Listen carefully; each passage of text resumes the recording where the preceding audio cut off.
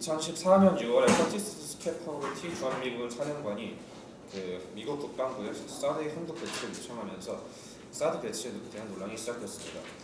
2016년 북한의 4차 핵실험과 중거리 탄도미사일 실험 등이 진행되고 여전한 북한의 군사력 억제와 미사일 방어를 위해서 한미 양국이 같은 해 2월 사드 배치에 대한 공식 협의를 시작했고, 그리고 7월 8일 사드의 배치를 최종 결정한 데 이어 13일 경북 성주를 배치 지역으로 발표했습니다.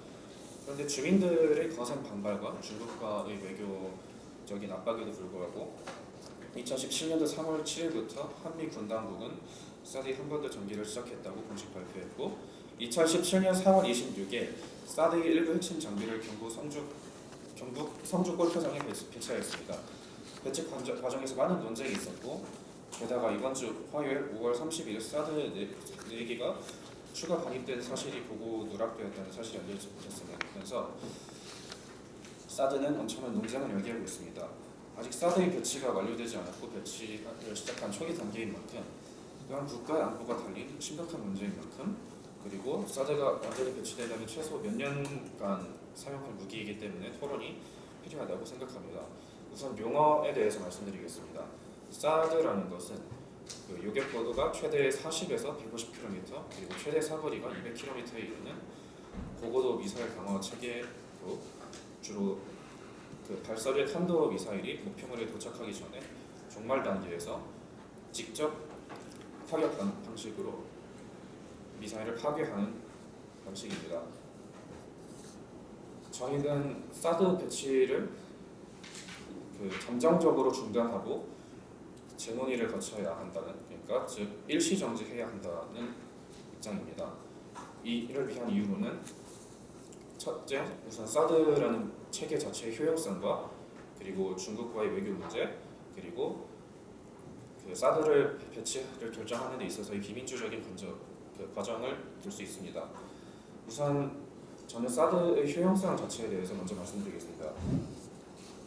사드가 효용성이 의심스러운 이유는 첫째, 그것이 제대로 실험되지 않은 체계이고, 그리고 그게 설사 실험에서 보였던 성과를 보인다 하더라도 근본적인 문제 때문에 한반도의 방어에 제대로 기여할 수 없다는 점입니다. 우선 사드와 한국의 국익이나 아니면 미사일 방어의 환상과 같은 여러 논문들에서 밝혀진 바에 의하면 사드는 한 번도 실전에서 막아야 할 중거리 탄도미사일을 방어하는 실험을 통해 그 성능을 검증받은 적이 없고, 비행기에서 낙하된 비교적 속도가 느린 탄두나 아니면 발사가 제대로 되지 않은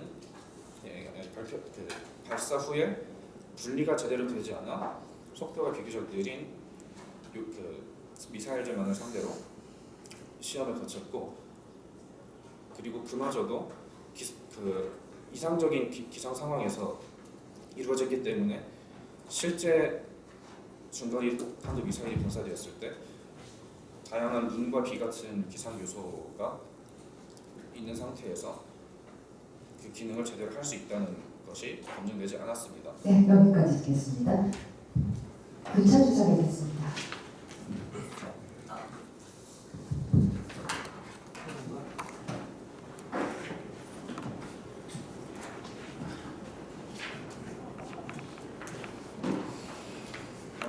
일단 2014년도 7월에 북한의 미사일 실험 이후에 그 당시 주한 미군 사령관이 그 사드 배치를 한반도에 해야 한다는 주장을 처음 제기했는데, 그 당시 북한의 미사일 실험이 그 이전과는 다른 특수성을 가지고 있는 걸 혹시 아시나요? 어떤 특수성을 가지고 있었나요?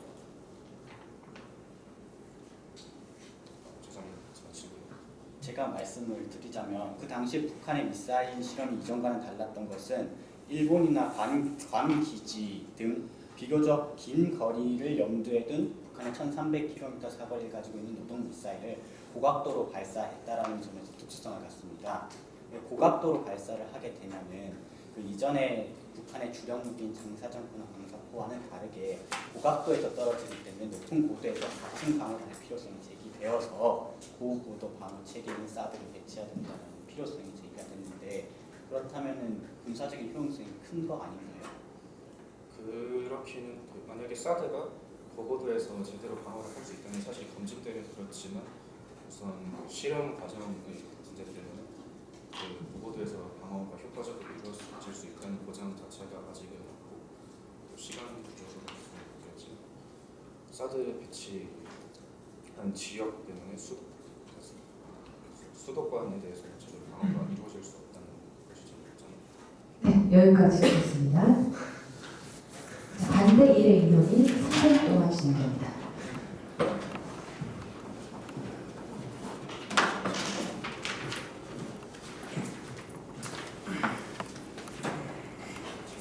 네, 그래서 앞서 찬성 측 임론이 말씀해주신 것 같이 사드는 이제 종말 단계 고고도 미사일 방어 체계를 의미합니다. 그래서 사드는 중단거리 탄도 미사일을 방어하기 위해서 만들어졌는데 북한과 가까운 우리나라는 왜 사드를 필요로 하는지 의문이 들 수도 있습니다. 하지만 이제 그래서 그런 의문이 들어서 사드 배치 중단을 이렇게 제기할 수 있는데 이에 대해서 사드의 효용성에 대해서는 제가 그리고 사드의 지정학적 측면, 국내외 정치에 대해서는 이제 정영 씨가 맡아서 이제 사드 도입의 필요성을 설명드리겠습니다. 일단 현재 북한은 매우 위협적인 태도로 우리나라에게 이제 시험 발사를 계속하고 있습니다. 지금 문 대통령의 취임 이후 벌써 시험 발사만 3번째이고 북한의 미사일 기술은 나날이 발전하는 중입니다. 이런 상황에서 우리나라가 구축해야 할 체계 중 가장 중요한 것은 MD, 미사일 방어 체계라고 볼 수 있습니다. MD의 4단계는 이제 감시 정찰, 두 번째 정밀 타격, 세 번째 요격, 네 번째 방호 전력의 보강입니다. 그래서 여기서 우리나라는 감시 정찰 능력과 요격 능력이 다른 능력보다도 부족한데 이는 이제 사드를 보완할 수 있습니다. 먼저 사드의 도입은 미국과의 상호 응용을 가능하게 해서 감시 정찰 능력을 증강시킬 수 있습니다. 국방부에 따르면 우리나라는 KAMD라는 한국형 미사일 방어 체계 그리고 킬체인을 2023년까지 완전히 구축하기로 이제 했는데 미사일 방어의 핵심 기술인 탐지, 정찰, 정보 수집 등에 관련된 그런 종합적인 역량, 레이더에 관한 종합적인 기술 그런 것이 미국에 크게 뒤처지는 수준이어서 과연 우리 정부가 구상하고 있는 KAMD와 킬체인이 효용성을 가질 것인지에 의문이 계속 지식적으로 제기되고 있습니다. 그리고 또한 북한의 전략 무기가 유사시 우리나라를 병력과 물자로 지원해줄 서태평양 쪽의 전진 기지에 이렇게 쏠 경우에 한반도 지역 안에서의 그 MD만 구축한다는 것이 의미가 실질적으로 갖는지 우리나라 안에만 이렇게 MD를 구축한다고 해서 되는지 거기에 대해서 설득력을 갖기 어렵습니다. 그런데 사드를 도입하게 되면 이는 주한미국군과 상호 운용이 가능하며 미국의 높은 기술력을 기반으로 더 정확한 정보를 더 많이 신속하게 알게 되어 북한의 위협에 더 빠른 대응을 할 수 있습니다. 더 나아가 사드의 도입으로 우리나라의 MD는 다층 방어 체계를 갖춰 더 정확한 요격이 가능해집니다. 현재 우리나라는 단거리 탄도 미사일을 발명하는 패트리어트 2, 3를 도입하고 있습니다. 그런데 제조사인 록히드 마틴에 따르면 이제 이는 10에서 20km의 고도에서밖에 요격을 못하기 때문에 저희의 미사일 방어 체계는 대규모 공격에는 취약한 단층 방어 체계를 갖고 있습니다. 그런데 사드가 도입이 되면 사드가 먼저 고도 40km 이상에서 요격을 하고 거기서 미처 요격을 못한 것은 이제 페이트리어트로 요격을 하면 되므로 이는 대규모 공격이 일어나도 이제 더 정확하고 더 효과적인 방어를 할 수 있게 됩니다. 그래서 이제 페이트리어트 한 발의 요격률이 70%를 보강해 주어서 우리나라는 더 안전해질 수 있다는 것입니다. 이처럼 사드는 우리나라가 부족한 감지 정찰 능력과 요격 능력을 보강해 줌으로써 국방력을 훨씬 더 증진시킬 수 있습니다. 네, 자 교차 조사하겠습니다.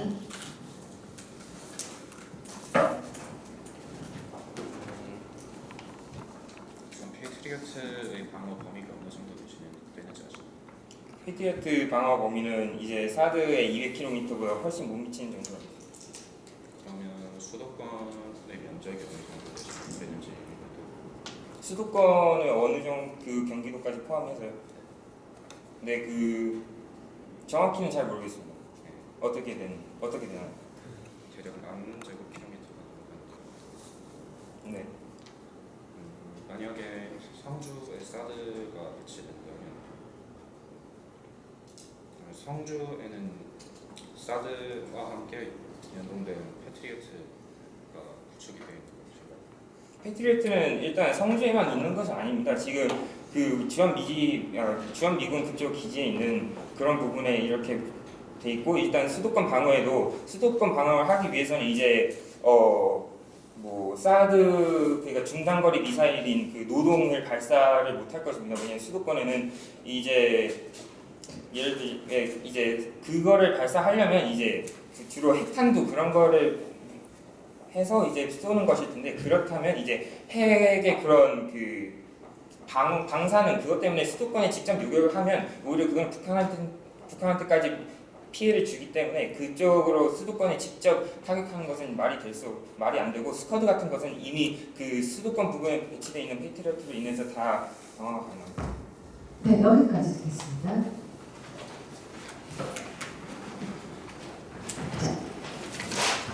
자, 윤도 시작합니다. 네, 안녕하세요. 찬성 측 박성재입니다. 저희가 사드의 배치 중단을 하는 근거는 단순히 사드라는 무기 자체의 효용성 때문이 아닙니다. 사드를 배치하고 또 배치를 결정하는 과정에서 수많은 절차적인 문제가 있었는데요. 2016년 7월 8일, 즉 사드 배치가 결정난 날이죠. 이로부터 약 4달 전인 3월 4일, 정부는 한미 공동 실무단, 즉 사드 배치에 적합한 위치나 사드 배치를 위해 고려해야 할 점들, 이런 것들에 대한 모든 조사를 담당하는 기구를 출범시켰는데요. 그러나 7월 8일 사드 배치를 발표하기 전까지 4달 동안 실무단에서 국방부에 제시한 검토 보고서는 단 한 장도 없습니다. 실무단에서 제시한 검토 보고서를 토대로 국방부가 판단을 해서 사드 배치를 결정해야 되는데, 이러한 절차가 무시되었다는 것이죠. 또한 사드에서 나오는 전자파나 소음, 통신들에 대한 그 환경적인 측면이 상당히 많은 관심을 끌고 있는데요. 이에 대해서 성주 지역에서 현재 환경 영향 평가가 실시된 적은 아직 없습니다. 사실 원래 국방부는 괌의 사드 기지 사례를 들고 공개함으로써 전자파가 무해함을 보여주고자 했는데요. 괌은 2009년, 2012년, 2015년도에 3번 환경 영향 평가를 마치고도 사드 기지를 아직 임시로 주둔시킨 상태예요. 즉 안정성에 대한 최종 결론을 내리지 못한 상황이죠.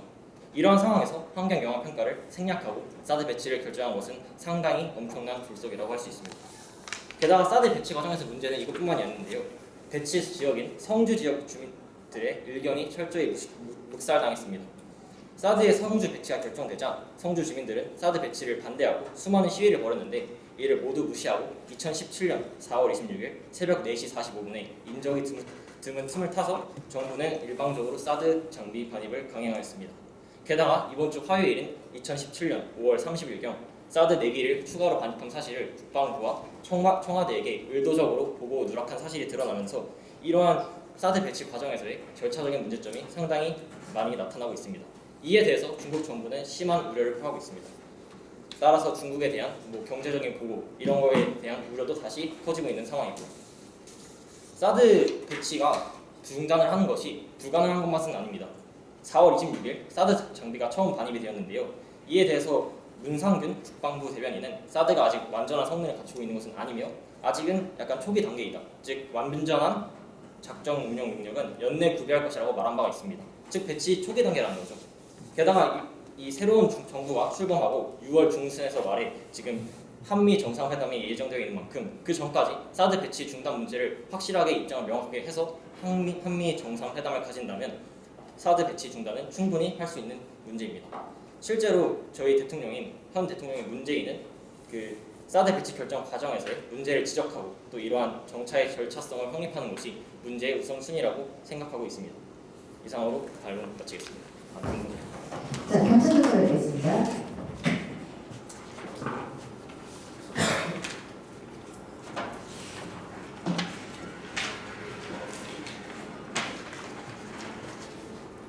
네, 일단은 사드 배치가 그 조약이 아닌 약정이라는 사실을 알고 계신가요? 네.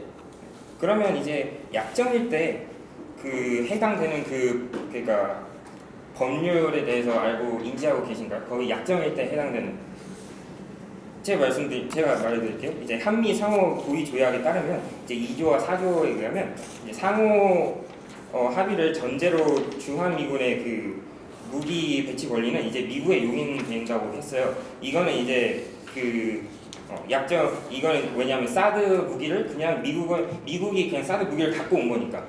그래서 이거는 모든 정권이 이제 미군이 이렇게 배치하는 권리는 다 미군한테 있어서 이거는 우리 국방부가 딱히 이렇게 다 해도 네, 말씀드리고 싶은 게 있는데 네. 그 조약에 대해서 현재 많은 의논이 이루어지고 있는데요. 그 조약이 사드가 그 범위를 넘어왔다는 그 의견도 있어서 오히려 헌법을 위반한 것이 아니냐. 그래서 국회의 동의가 필요하다. 이러한 측면도 있어서 현재 그 민주당 그 대표의 경우 국회의 동의를 받는 것을 사드의 동의를 받는 것을 의논하고 있다고 이번 주에 말한 바 있습니다. 근데 일단 사드는 약정이어서 약정은 국회 동의가 불필요하다는 사실은 알고 계시고 그것 자체도 아직 알고 불명하다고 계신가요? 예 아니요로 대답해 주세요. 모르겠는데 불명하겠습니다. 네, 알겠습니다. 그러면 이제 다음으로 넘어와서 사드의 유해성에 대해서 짚어주신 부분인데 거기에 대해서 좀 얘기를 해보겠습니다. 네, 그 얘기를 잘 들어보겠습니다. 이어서 인론 또 이어가겠습니다.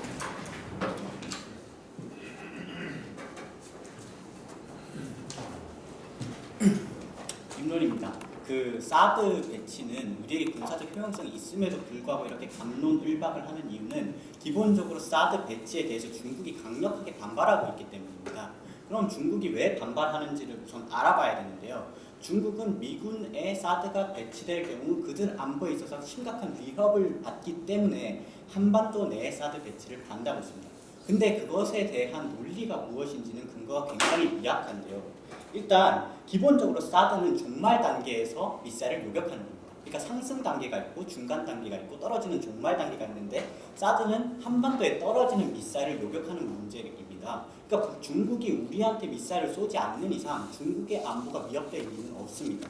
그리고 중국이 주장한 대로 ICBM을 미국에 날리는 것에 대해 사드 레이더가 탐지해서 중국의 대미국 미사일 공격에 대해서 방어력이 강력해지기 때문에 중국 안보에 위협이 된다라고 하는 주장도 말이 되지 않습니다. 중국에서 날리는 ICM 같은 경우 미국으로 가는 최단 거리는 시베리아와 알래스카를 건너가는 그런 미사일입니다.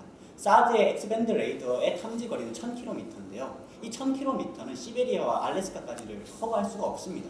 그러니까 중국이 쏘는 ICM 같은 경우에 사드의 레이더로 탐지가 불가능한 것이죠. 설령 일각에서 제기되는 의혹처럼 중국이 미국으로 날리는 ICBM을 사드가 탐지할 수 있다고 하더라도 중국은 이미 그에 대한 대비책을 다 가지고 있습니다. 그러니까 날아가는 중간에 불규칙적인 기동을 통해 가지고 레이더가 한시적으로 탐지하는 것에 대해서 미국으로 가는 도중에 요격할 수 없게 만드는 기술이라든가 또는 가짜 탄두를 만들어서 레이더가 설령 탐지하더라도 어떤 것이 진짜 탄두인지를 구별할 수 없게 만든 기술들을 가지고 있기 때문에 한반도 사드 배치를 통해서 중국이 추가적으로 얻는 안보 위협이 없다라고 할 수 있습니다. 그럼에도 불구하고 절차적 정당성을 얘기하면서 사드 배치를 중단하고 재논의를 하자는 것은 다시 예전에 우리가 중국과 미국 사이에서 전략적 모호성을 띠는 그 전략으로 다시 돌아가자는 건데요. 쉽게 비유를 하자면 친한 친구 두 명이 싸우고 있는데 내가 A 친구한테 편을 들었다가 생각해보니까 너의 주장이 아닌 것 같다고 다시 중립을 취한다고 하더라도 과연 그 친구에 해당하는 미국이 우리를 전략적 모호성을 취하고 있다고 생각해 줄지 의문입니다.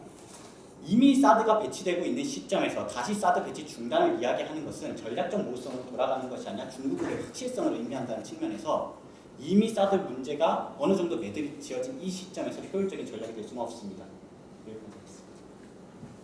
네, 자 교차 조사 있습니다.